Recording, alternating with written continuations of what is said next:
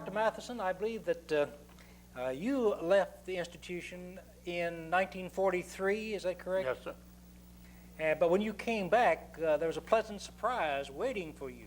Unlike the difficulties when you left, there was actually a surplus, I believe. Yes. When I returned, I was informed that we had an $18,000 surplus in the general account of Paducah Junior College. And that actually was the budget for the last year, 43. So we had an old 1 year's budget to deal with, and of course we felt like that really that we could blow it a little bit. And we needed it because we really had fallen on hard times as far as student body is concerned. I think it's down to about 72 girls and 3 boys. 72 and 3. And only 4 full-time faculty members. Well, how did they manage to handle such a load, just 4 of them part-time? Well, actually, only one of the 4 stayed within his realm of competence to teach. Dr. Tatter was the director and was teaching of social studies. He had expanded that, took up a good deal of slack for electives, but he was the only one stayed in his field. The other 3, one of them taught in 4 different fields. Well, it's not uncommon for in a community college for a person to teach maybe 1 class in a parallel area, but 4 preparations. He was probably qualified in chemistry and was teaching foreign languages and teaching history. Well, I believe at one time Dr. Tatter's wife actually came in and helped teach as well. Dr. Tatter's wife did not have a master's degree in the subjects that she taught, but she taught speech and she taught typing. Typing. And she was an excellent secretary and an excellent speech, and went on after they left Paducah Junior College. She went on and he taught in the University of Denver, and she taught speech in the University of Denver. But Dr. Tatter was a remarkable person. He had built a camp in Watervliet, Michigan, out of buildings that he had dismantled at Chicago University, at the World's Fair in Chicago.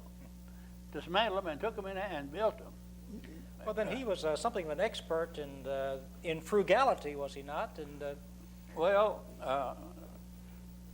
back when ethnic jokes were not in such bad repute, it was quite often that you would make an assertion such as this: what's worse, what is tighter than a tight Scotchman? And the answer would be a liberal Dutchman. And Dr. Tatter was a liberal Dutchman, but the tight Scotchman, meaning me, I had given them some pretty good examples to go on. I'd like to tell one of them.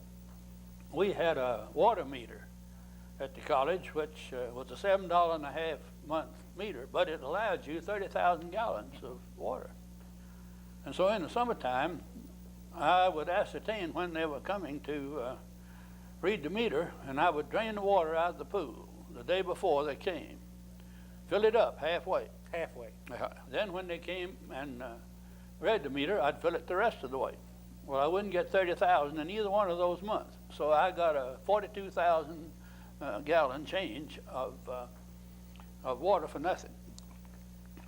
And I give him still another little fine point in frugality. We filled the pool from the water main as the water was being pumped out of the intake downtown as it was going out to the reservoir. Well, what was the purpose of that? When it went out to the reservoir, it had almost the chlorine requirements for a swimming pool as it went out, because it deteriorated sitting out in the reservoir, and when it came back, it filled the requirements for drinking water. So you actually saved on chlorine. So I saved on chlorine for the pool by. So I think that, in spite of the fact that he was a very strict disciplinarian, he wanted the teachers to be on time to start their classes. He wanted students to be on time. He wanted the lights out when the time to. He was very, very disciplined himself in the matter of routine, and he put that into the college. Mm-hmm. And he didn't spend a dime that was not necessary. Well, I know I started teaching with you, and I remember personally that we were instructed to use a spirit master and to double space, and then run off our whatever it was, save the master, and then use the space in between and get two uses out of the same master. Well, I also understand during this period that it was sometimes difficult because of lack of preparation to offer certain courses such as chemistry. Yeah. Well, adaptability was a byword in Paducah Junior College from 1932 to really to 1955. We and that tradition continued. We did not have anybody who could teach organic chemistry, nor was it possible for us to put in a lab for organic chemistry for 4 people. But still, we were obligated. People had come to us. They couldn't go anywhere else, and we felt like we ought to prepare them for what it was that they had to have. And so a piano box was ordered from University of Chicago, and when it was opened up, there was a beautiful little organic chemistry lab with all the outlines and all the procedures, the whole lab manual, everything, for 4 hours of inorganic chemistry. So it almost taught itself. And so this is almost like some of the current emphasis upon program learning, and Yes. you were doing this as a matter of necessity Yes. to meet student needs at the times. Well, as the war progressed, the community began to have a desire to create something as a memorial to this effort. And I believe the Paducah Lions Club was the moving power behind this, the oldest Lions Club. Sam Sloan. And what they wanted to do was to build a memorial auditorium with a baseball field and some other things. How did these plans fit into your educational institution? Well, now, of course, I was not chair. Mm-hmm. All sorts of letters to the editor, all sorts of suggestions were made as to what would be a fitting war memorial. And it began to sift out to where they decided that probably a new campus and a new building for Paducah Junior College would be the most fitting. People of that age were the ones that were making the sacrifices, and here it would be for those who came back, would be a place for them to step back into the mainstream of society and to further their education and be there for time immemorial. And finally, through a great many meetings, a great many sifting of ideas, and the Civic Center dropped out because they thought that the city itself ought to do that itself someday, you know. Right. And this was more in line with the people that were actually being memorialized. I believe the president of this movement was B.G. Kruger. Yes, sir. And the Secretary-Treasurer was Schultz Riggs, and both of these were members of our Board of Trustees. Members of the Board of Trustees of Paducah Junior College. Well, now, there was another source of funds that became available, and through what actually proved to be a great loss to the institution as well. Yeah. This was a memorial to Governor Rosenthal. Yes. Where did this come from? Well, Governor Rosenthal was the president of the National Association of Wholesale Dry Goods people in the whole United States. It was largely east of the Mississippi, but it actually covered the whole United States. I went with him to New York one time, and I wish I could tell you the story. But I met all those people there, and especially the secretary from Knoxville. And after he died, they knew his love for the institution, and the Dry Goods Association got up a donation in memory of Gov, and gave it to us. Well, also we had then the pledges from the War Memorial Fund. Yeah. And I think originally they pledged as much as, what, $75,000? Just about, yeah. But not all that much was actually collected. No. And there was some question also about the location. Was it to be the single, as you mentioned, Civic Center and then the college? And so during this period, though, you had a great expansion, did you not, in students? Well, no. That came after the War Memorial idea was given up. Mm-hmm. It was, as soon as the war ended, a great deal of this zeal evaporated. Oh. And it finally became evident that we were not going to get but about $50,000. Well, it would have taken $400,000 to have done what had been planned, which was to build a college on the double block that Tillman High School now occupies. That was in the hands of the Board of Education of Paducah, and they optioned it to us for building of the War Memorial, and we could exercise the option any time that we would guarantee them that we would start building within 3 years. Well, that puts you under some pressure. Put us under some pressure. With only $48,000, we knew that we couldn't start a $400,000 operation within 3 years. So we gave it up. Mm-hmm. And we released the option, and it's been wonderful for Paducah that we did. Well, did the people who had made the pledges, did they want their money back, or? Well, the ones that had made the pledges and hadn't paid them were not in the picture. Mm-hmm. But the ones who had paid the $48,000, mm-hmm. there was a terrific amount of flack. It had been gotten under false pretenses. And last fall, somebody at the Rotary Club spoke to me about Dean had gypped him, I wasn't even here, but the Dean had gypped him. But when it came to a meeting of the War Memorial Association, about half the people who had made pledges came to the meeting. It was explained to them what had eventuated, that the money would be used for whatever was left to be used strictly for the facilities, for returning veterans and for other young people.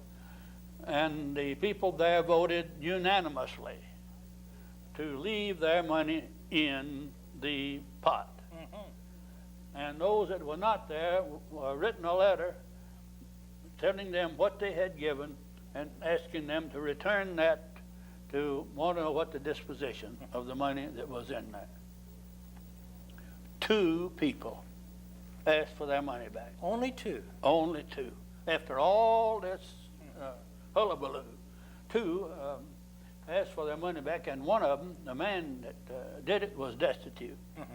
He had been in good shape financially when he gave the money. He was absolutely destitute. And I think somebody even suggested that we ought to give him twice as much as he put in, because he was, and we had another lady who had a gripe against somebody in the college and didn't want anybody in the college to get any of her money. I think one of the major contributors to the fund had been Luther Carson and the Coca-Cola Company. Yes. Mm-hmm. They probably had 40% of the 48, and then later on made another. They made an additional contribution. Do you want me to tell you how that happened? Yes, if you would. This is a little bit aside. Mm-hmm. Luther Carson, sitting out on his porch one night with the president of the Illinois Central Railroad sitting there with him, said as soon as a certain member on the city commission is not reelected or is not a member of that city commission, before midnight, when that happens, I'm going to give the college $20,000. I'm not going to call that man's name because it was a personal matter. Sure. It was not anything official. Well, Luther Carson was in the hospital down at Riverside, and the commission resigned about 2 years later on account of his health. Resigned. And the next morning, Mrs. Carson walked into Luther's room and said, "All right, Luther, are you a man or you're a mouse? So-and-so has resigned. Here's the checkbook." And Luther wrote the check for $20,000 to Paducah Junior College. Ms. Carson called me and said, "Dean, could you come out to the Coca-Cola plant today sometime?" I didn't know anything about it. So I got a little piece of paper for you. And I went out to the Coca-Cola plant and went up there, and Ms. Carson said, "Dean," and she told me the story. And she handed me the $20,000. Well, that's quite a gift. Well, she started crying, and I'm pretty sure I did too. I would think so. Yeah. But $20,000, and that came just a few days before I went to the Southern Association meeting that was going to be the crux of the matter. And we had all kind of help on that at that time. We were contemplating the addition. Well, the addition was necessary when returning GIs began to increase the enrollment. Before that, it had gotten to the point where, well, you could not accommodate the students who wanted to attend. That's right. The fire marshal and the University of Kentucky, who was our accrediting agents at the time, had both told us that we couldn't have but a certain number of students enrolled, and we couldn't have but a certain number in the building at a certain time.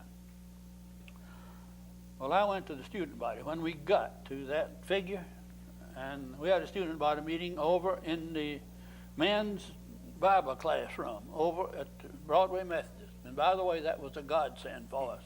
You could use that. It gave us an assembly hall, and it gave us a nice place for big classes and for class meetings and for all sorts of things. It was just a real godsend to us.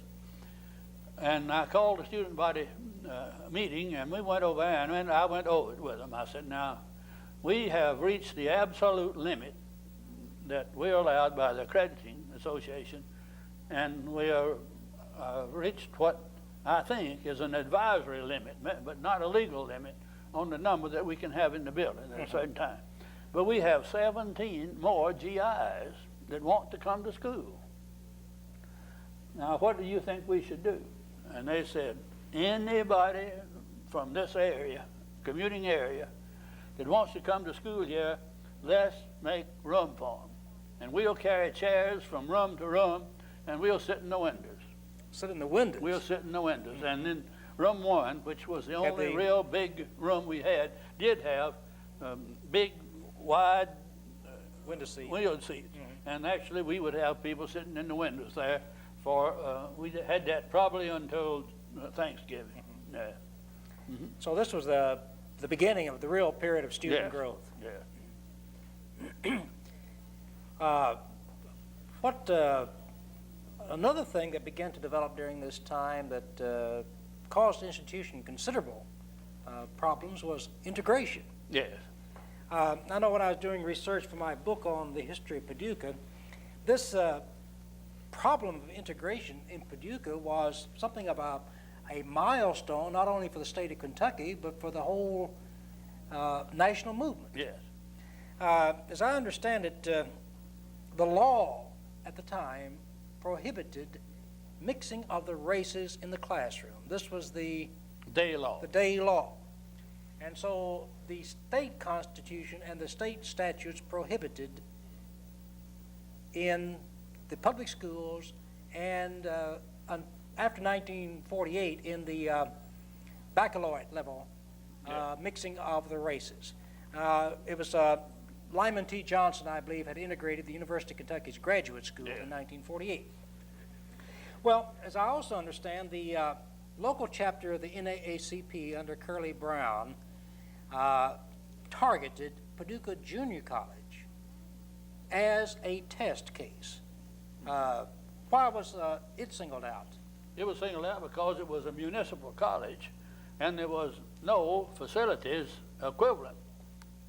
That's the facilities for blacks in the municipality. Now, there was a West Kentucky vocational school. But it had changed from a college. It really did not offer. It had. It had been a college until 37, and Yeah. it changed to a vocational Vocational school. school. Yeah. So there was no comparable level in the separate but equal That's right. idea. Well, then on September the 12th, 1949, Joseph S. Freeland, the attorney for the NAACP, and Lee Pyle appeared at PJC seeking admission. Yeah. And I believe you examined their credentials, and you refused admission of Yeah. this first black, Yeah. but not on racial grounds. That's right.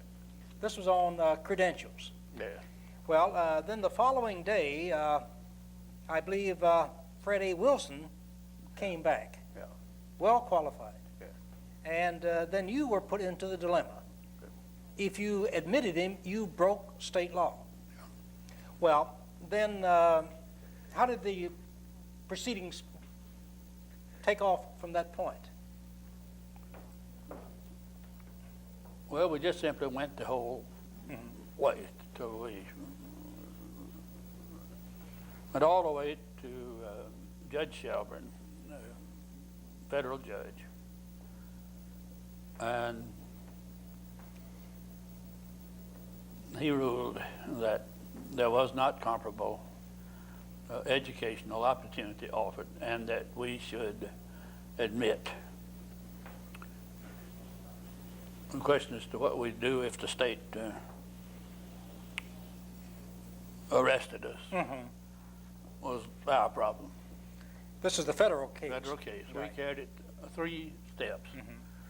We almost went one more Which would have been to the Supreme Court. with the Supreme Court. I believe But the only, quite frankly, there wasn't that much. There didn't anybody, especially wanted Lyle or Wilson, I remember. They didn't want them to come to college.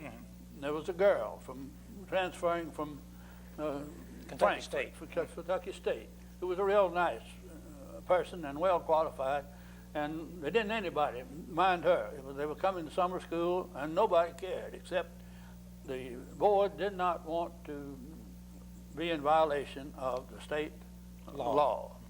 And we thought that we ought to have, that the federal court that made us take them should have enjoined the state of Kentucky to enforce the day law. Right. But we felt like that actually wasn't our problem. You know, we ought not to pay for it. You know. No, not for it. No, we ought not to pay for getting that done. So we allowed them to come. Well, that integration then went rather smoothly once it became legally possible for Yeah. you to admit them. Yeah. And in the interim, the state of Kentucky actually changed the Yeah. day law Yeah. while the court was making final disposition of the case of the group against Paducah Junior College Incorporated. And so this was used as a milestone to influence integration of other state institutions, including Amarillo, Texas was exactly same the situation. same situation we were. And in addition, I believe in Kentucky, the University of Louisville, after they heard what was happening to Paducah Junior College, they changed their proceedings as well. I'm sure that's true. I've forgotten.